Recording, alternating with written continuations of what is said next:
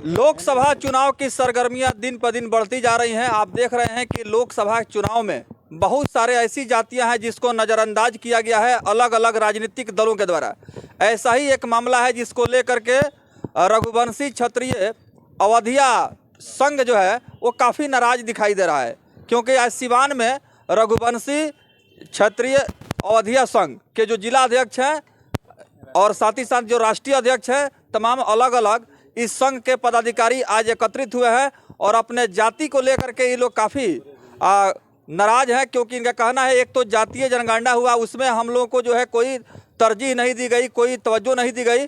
उसके बाद से लोकसभा के चुनाव में सभी जातियों को टिकट दिया गया अलग अलग लोकसभा से, लेकिन रघुवंशी क्षत्रिय अवधिया संघ जो है इसको लेकर के काफ़ी नाराज दिखाई दे रहा है।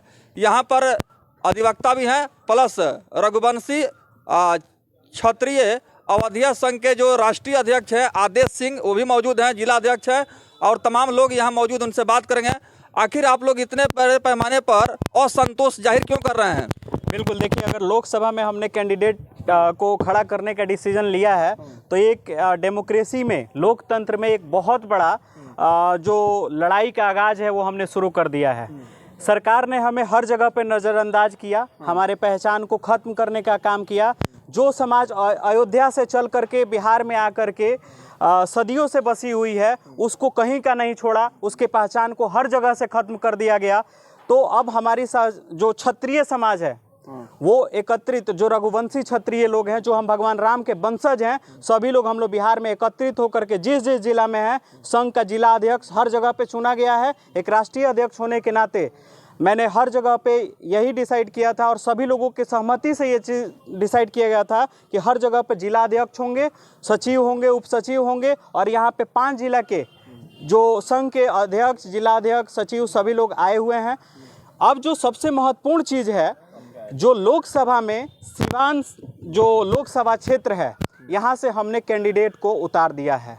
जो हमारे उतारे हैं सर, पूरे बिहार में कहाँ उतारे? पूरे बिहार में हमने सिर्फ सिवान लोकसभा क्षेत्र से कैंडिडेट को उतारा है। क्या कारण है कि सिवान से ही उतारे हैं आप? पूरा एनर्जी यहीं पे लगाना है। जो है कि अब लड़ाई का कहीं से हमें विरोध दर्ज कराना था, पूरा एनर्जी हमने सोचा कि सभी जगह के संघ के अध्यक्ष जो आए हुए हैं, जिला अध्यक्ष जो लोग भी हैं, हम सभी लोगों का यहीं पे पूरा फोकस है और हम लोग यहाँ पे पूरा जी जान लगा देंगे और सरकार को ये दिखा देंगे कि हमको नज़रअंदाज करने का जो उन्होंने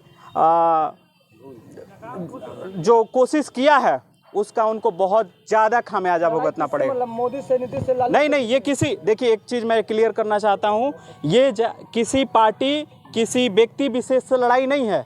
ये सरकार से, जो व्यक्ति सरकार में बैठे हैं उनसे लड़ाई है, जिन्होंने हमें नज़रअंदाज करने। देखिए, पार्टी तो बदलते रहती है। आप कल तो देखेंगे, कल आरजेडी और जेडीयू के साथ थी, आज बीजेपी जेडीयू के साथ है, तो लेकिन सरकार तो अस्थिर है ना भाई, सरकार तो बनी हुई है। जिसकी सरकार अगर हमें पहचान देगी, आगे हम उनके साथ रहेंगे। और हमारे जो कैंडिडेट हैं वो अवनीत कुमार, जो यंग जो शिक्षक हैं, सिवान जिला के काफ़ी युवा शिक्षक जो हैं, उनको संघ जो है, ये संघ के सदस्य भी हैं, इनको हम लोग में कुछ सवाल करना चाहते हैं आपसे। जी हाँ, बिल्कुल। अवनीत जी प्रवक्ता के रूप में सिवान में पहचान मिला हुआ है। हाँ, कई पार्टियों के मंच को कर चुके हैं। बिल्कुल। बात करेंगे, कुछ दिन पहले आरजेडी के उम्मीदवार जो पौधे चौधरी हैं, हाँ, उनके सभा में देखा गया था। क्या कारण रहा कि अब ये लोकसभा प्रत्याशी बन चुके हैं? बिल्कुल, देखिए, मैं एडवोकेट हूँ। आज हिंदू का भी केस लड़ूंगा, मुस्लिम का भी केस लड़ूंगा, हरिजन समाज का भी केस लड़ूंगा, क्षत्रिय हूँ तो क्षत्रिय समाज का केस लड़ूंगा, वैश्य समाज का भी केस लड़ूंगा। इसका मतलब ये तो नहीं हुआ कि मैं किसी एक जाति विशेष का आदमी हूँ। मैं अपने प्रोफेशन, ये एक शिक्षक हैं और शिक्षक के साथ एक अच्छा वक्ता है, एक वक्ता के रूप में लोगों से संपर्क है और उसके नाते ये जो है मंच साझा करते थे। इसके पहले ये संघ के हमारे संघ के एक मेंबर हैं, और उस मेंबर होने के नाते, वो एक सदस्य होने के नाते, ये संघ उनको क्या इनमें देखा गया आपके माध्यम से कि इनको मतलब लोकसभा प्रत्याशी आप बना दिए? बिल्कुल, देखिए, यहाँ पे हमने देखा कि एक ऐसा ये चेहरा है जो, देखिएगा आप, हमारे टीम में मैक्सिमम दो तरह के लोग हैं। एक युवा वर्ग, जो युवा वर्ग है, और एक बुजुर्ग वर्ग है। बुजुर्ग वर्ग जो हमें हर चीज़ के बारे में बता रहा है कि क्या सच्चाई है, किस तरीके से हम लोगों को खत्म किया गया है, वो हमें गाइड कर रहा है, गाइडेंस दे रहा है। और युवा वर्ग जो इस लड़ाई को आगे ले करके जाके जीत करके दिखाएगा, वो युवा वर्ग के नेतृत्व में इस अवनीत कुमार सिंह को हम लोगों ने कैंडिडेट अपॉइंट किया है। कई जिलों के यहाँ पर जो है लोग आए हुए हैं, जिसमें बेतिया है, आपका पूर्वी चंपारण, पश्चिमी चंपारण, अलग अलग जिलों के तमाम जो है रघुवंशी, अवधिया, जो क्षत्रिय समाज है वो यहाँ एकत्रित हुआ है सिवान में। और इन्होंने आज अपने चट्टानी एकता का प्रदर्शन किया है। एकजुट होकर के इन्होंने आवाज़ बुलंद किया है, संकल्प लिया है कि सरकार की जो नज़रअंदाज करने का जो तरीका है इस समाज के प्रति, इस जाति के प्रति, इसमें काफ़ी आक्रोश है, लोग नाराज दिखाई दे रहे हैं। और सिवान, उनसे बात करेंगे। सर, आपको उम्मीदवार बनाया गया है सिवान लोकसभा से, क्या कहेंगे? देखिए, सबसे पहले सिवान की धरती डॉक्टर राजेंद्र बाबू और मौलाना मजरूल हक की जन्म धरती है। और यहाँ से जो राजेंद्र बाबू जन्म लिए, उनके जन्म दिवस के अवसर पर राष्ट्रीय मेधा दिवस भी मनाया जाता है। और हमेशा से सिवान उपहासित होते रहा है। यहाँ जो अभी कैंडिडेट आपको देखने को मिल रहे होंगे, पूरी जनमानस में एक स्थिति ऐसी बनी हुई है कि हम किसे मतदान करें। जो भी मेरी आवाज़ को सुन रहे हैं वो अपने दिल पे हाथ रख करके मेरी बातों को पूछिएगा अपने आप से। कोई अभी अपने आप से ही सहमत नहीं हो पाया है कि हम किसे मतदान करें। रही बात मेरे चुनाव लड़ने की, तो हम चुनाव लड़ रहे हैं। अपने जो हम लोग का अस्तित्व खतरे में है, अपने अस्तित्व को बचाना है, खतरों से निकालना है। और रही बात ज़िंदगी का सब खेल तो वक्त रचता है, इंसान सिर्फ अपना किरदार निभाता है। हम जनता के बीच में है, जनता की अदालत में है। जो जनता का फैसला होगा वो मान्य होगा, सर्वमान्य होगा। और मैं अभी ज़्यादा कुछ नहीं बोलूँगा, आप लोगों से रूबरू होऊंगा जब, तो मैं सारी बातों को रखूँगा। फिलहाल मतलब आप इस प्रोसेस में थे कि आपको मतलब संसद के रूप में चुनाव लड़ना है? देखिए, हमको लगभग कल पता चला संघ के माध्यम से कि हमको चुनाव लड़ना है। मतलब संघ में आप जुड़े और रघुवंशी क्षत्रिय अवधिया संघ जो है, हम ही नहीं, आप भी जुड़े हुए हैं, सब लोग जुड़ा हुआ है। पूरे सिवान को जोड़ना है इस संघ के माध्यम से। और इस संघ का मुख्य काम है जो पीड़ित प्रताड़ित व्यक्ति है, जो समाज का उपेक्षित व्यक्ति है, जो समाज का अंतिम व्यक्ति है, उसको विकास की मुख्य धारा से जोड़ना। लेकिन साथ साथ अपना जो अस्तित्व इस समाज का समाप्त हो रहा है उसकी भी रक्षा करना। अवनीत कुमार सर आप हैं, और कल तक आप किसी मंच के साथ सपोर्ट करते थे और उन्हीं के सामने लड़ाई लड़ते। देखिए, एक बात बता रहे हैं, हम किसी के सामने लड़ाई नहीं लड़ने जा रहे हैं। एक बात आपको बता दें, देखिए, आपके प्रश्न में भी आपका जवाब है।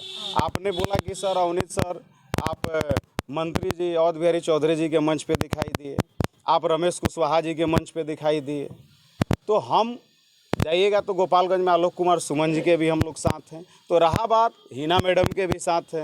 जितने प्रत्याशी हैं सब मेरे लिए अभिभावक तुल्य हैं, सबके साथ थे, सबके साथ हैं। और मेरा ये विचार नहीं था किसी एक के साथ है। मतलब करना चाहते हैं, जनता को बिल्कुल कंफ्यूज नहीं करना है। कैसे चुनेगी जनता? हम लोग देखिए, जनता को हम नहीं कह रहे हैं कि हम ही को चुने। जनता जितने, बिल्कुल हमारे कहने से जनता हमको नहीं चुनेगी। जनता सारी बातों को ध्यान में रखेगी। जितने भी प्रत्याशी हैं वो सब लड़ाई के मैदान में हैं। जनता जिसे चाहेगी उसे चुनेगी। मैं भी एक विकल्प के रूप में जनता के सामने हूँ, अपनी बातों को रखूँगा। मेरे पास जो भी सामर्थ्य है, सीमित संसाधन में, आप मीडिया भाइयों के माध्यम से जन जन तक अपनी आवाज़ को पहुंचाऊंगा। और जिसको लगेगा कि अवनीत सर को वोट देना चाहिए वो मतदान करेंगे। जो करेंगे वो भी मेरे मालिक हैं, जो नहीं करेंगे वो भी मेरे मालिक हैं। सब लोग मेरे मालिक हैं। पूरे देश में आप लोगों को नजरअंदाज किया गया, आखिर कारण क्या है? देखिए, नज़रअंदाज, एक माँ के अगर जुड़वा बच्चे दो पैदा हो जाते हैं तो जो बच्चा शांत रहता है, ज़्यादा चिल्लाता नहीं है, हाथ पांव नहीं मारता है, तो उसे माँ दूध बाद में पिलाती है, पहले उस बच्चा को दूध पिलाती है जो खूब रोता है। तो जो हमारा समाज है, आप जहाँ भी देखिएगा, हमारा समाज जहाँ भी है, हमारे लोग जहाँ भी हैं, वहाँ सबको जोड़ने का काम किए हैं। किसी को छोड़ने का काम नहीं किए हैं। आप किसी गांव में चले जाइए जहाँ पे हमारे समाज के लोग रहते हैं, वहाँ पता कीजिएगा कि हर लोगों को लगभग अलग अलग लोगों को वहाँ बसाए हुए हैं, अपना ज़मीन दिए हुए हैं, अपने पैसा से घर भी बनाए हुए हैं। तो हम लोग सबको साथ लेके चलने वाले हैं, लेकिन जो शीर्ष नेतृत्व है उसका हम लोग वोट बैंक भी हैं, और वो गलतफहमी पाल बैठा है कि हम लोग उन लोग के वोट बैंक हैं, और शायद इसी कारण से हम लोग को उपहासित करते चला गया वो आदमी, और आज हम लोग कहीं के नहीं हैं। सीवान में मुद्दा की बात करें, सीवान में मुद्दा क्या लग रहा है आपको? चुनाव अगर आपकी पार्टी जीतती है, आप जीतते हैं, तो क्या विकास करिएगा आप यहाँ पे? देखिए, जीतने हारने की बात अलग विषय है। डेवलपमेंट, जो भी चुनाव लड़ता है उसका एक ही मुद्दा होता है, विकास। तो जो सब लोग बोलते होंगे वही हमसे काहे लिए बुलवाइएगा?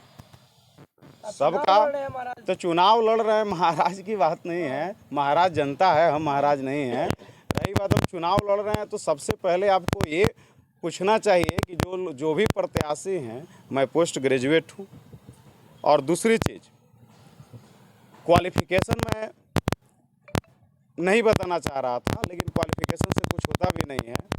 तो एक तरफ जनता को चुनना है, देखना है कि कौन मेरी बातों पे खरा उतर सकता है। क्षेत्र में जाएंगे तो वोट अपने लिए मांगेंगे, किसी और के मांगेंगे आप? क्षेत्र में मैं कैंडिडेट हूँ, तो हमसे अच्छा कैंडिडेट कौन है कि हम किसी और के लिए वोट मांगेंगे? कि आप वोट किसी लिए मांग रहे हैं? अपने लिए मांग रहे हैं ना? वोट हम अपने लिए नहीं मांग रहे हैं। वोट जो हमारा समाज है, जो उसका हमारे समाज के साथ साथ जो भी लोग हैं सिवान में, सबसे वोट मांगूंगा, और वोट अपने लिए नहीं मांगूंगा। वोट हम जो चुनाव लड़ रहे हैं सिवान के विकास के लिए, सिवान के बेहतर नेतृत्व के लिए, और मैं वोट मांगूंगा। बाकी क्या आपसे बोल सकता हूँ? क्या कहेंगे सर, जिस तरह से आप लोग जो है आज एकत्रित होकर के ये संकल्प ले रहे हैं कि आने वाले इस चुनाव में जो 25 मई को सिवान में मतदान है, बिगुल आप लोग फूंक दिए हैं, और तमाम लोगों का समर्थन आप लोग को मिलता हुआ दिखाई दे रहा है। ऐसे में क्या कुछ कहेंगे इस अपने समाज के प्रति और संघ को लेकर के? जी, सबसे पहले तो मैं ये क्लियर करना चाहूँगा कि ये शुरू से ही इस संघर्ष को अवधिया संघ का संघर्ष मान लिया गया था। तो सबसे पहले मैं ये क्लियर कर दूं कि मैं अवधिया नहीं हूँ। मेरा नाम नीरज मिश्रा है, और मैं पेशे से एक वकील हूँ जो दिल्ली में काम करता हूँ। और पिछले कुछ दिनों में कुछ वर्चुअल मीटिंग के थ्रू और बाकी जो गोपालगंज में मीटिंग थी, इससे पता चला कि किस तरह से ये जातीय सर्वे किया गया, जिसको जनगणना का नाम ले लिया गया, जो कि सरकार के अधिकार में है भी नहीं, राज्य सरकार के अधिकार में। एक जातीय सर्वे के द्वारा सबसे पहली बात ये देखना ज़्यादा ज़रूरी है कि क्या ये कार्य ज़रूरी था। तो एक गैर ज़रूरी कार्य के द्वारा किसी जाति को, किसी समाज को बिल्कुल काउंटिंग से बाहर कर दिया गया, उस डोमेन से बाहर कर दिया गया। तो क्या ये गारंटी है, इस चीज़ की गारंटी है कि आज अवधिया के साथ जो हुआ है वो कल ब्राह्मणों के साथ नहीं होगा, परसों मुस्लिमों के साथ नहीं होगा, फिर किसी और जाति के साथ नहीं होगा? मैं आपको सिंपल सा एक डेटा देता हूँ कि जब जातीय सर्वे हुआ उसमें 215 कोड दिए गए थे जाति के। क्या वो 216 नहीं हो सकता था? हो सकता था या नहीं? क्यों नहीं हुआ? सबसे पहली बात कि कहीं अवधिया को क्षत्रिय में जोड़ दिया गया, कहीं कुर्मी में, कहीं कोयरी में, कहीं पे जहाँ पे उन लोगों ने डेटा देने से मना कर दिया उनको छोड़ दिया गया। मैं कहता हूँ ये सर्वे कंप्लीट हो गया, डाटा पब्लिश हो गया, इसका इस्तेमाल क्या है? अगर क्या इसके बेस पे अगर कोई नीति बनाई जाएगी तो जिनका नाम उसमें जुड़ा ही नहीं उनको नकारा जाएगा कि नहीं? क्या अवधिया समाज का डेवलपमेंट और ब्राह्मणों का डेवलपमेंट एक जैसा है, क्षत्रिय का डेवलपमेंट एक जैसा है? क्या उनको एक ही खाने में रखने से वो पॉलिसी बन पाएगी क्या? तो अगर ये पॉलिसी के आधार पे भी बेकार निर्णय माना जाए, और अगर ये जातिगत एक विषमता पैदा करने का ही एक अटेम्प्ट माना जाए, तो ये जो राजस्व का नुकसान किया गया, शिक्षकों पर प्रेशर बना के, सरकारी कर्मचारियों पर प्रेशर बना के, इसको जल्दी से जल्दी करके काउंट करके दिखा दिया जाए, तो क्या ये राजस्व का नुकसान नहीं है? क्या ये जनता के पैसे को फूंकन आग लगाने जैसा नहीं है क्या? अगर ऐसा है तो इसके खिलाफ अगर ये अवधिया संघ अगर इसके खिलाफ आवाज़ उठा रही है तो हमें जुड़ना चाहिए और हमें इनके साथ होना चाहिए। मुद्दे की बात करते हैं सर, लोकसभा चुनाव आप लोग लड़ रहे हैं, आपकी पार्टी जो भी है सिवान लोकसभा चुनाव मैदान में उतर चुकी है। बिल्कुल, लोकसभा चुनाव के मुद्दे का सबसे पहला मुद्दे से पहले हर चीज़ का एक कारण होता है। एक लॉन्ग टर्म रीजन कहते हैं उसको, और एक इंस्टेंट रीजन कहते हैं। लॉन्ग टर्म रीजन ये है कि गवर्नमेंट का एक इंस्टेंट, जिसे हम कहते हैं कि एक प्रोलॉन्ग्ड और एक कंटिन्यूअस जो इग्नोरेंस है पार्टियों के, मतलब बाकी जो जातिगत विषमता पैदा करते हुए कुछ जातियों के खिलाफ, बाकी एक सामान्य जनता के खिलाफ। क्या आपको पता है कि सिवान में कोई विश्वविद्यालय है? नहीं है। गोपालगंज में है? नहीं है। हम लोग सब लोग, ये सर जो अवनीत सर पढ़े हैं ये भी छपरा से पढ़े हुए हैं। क्यों आज भी लड़का छपरा के लिए रजिस्ट्रेशन लेने जा रहा है? क्यों?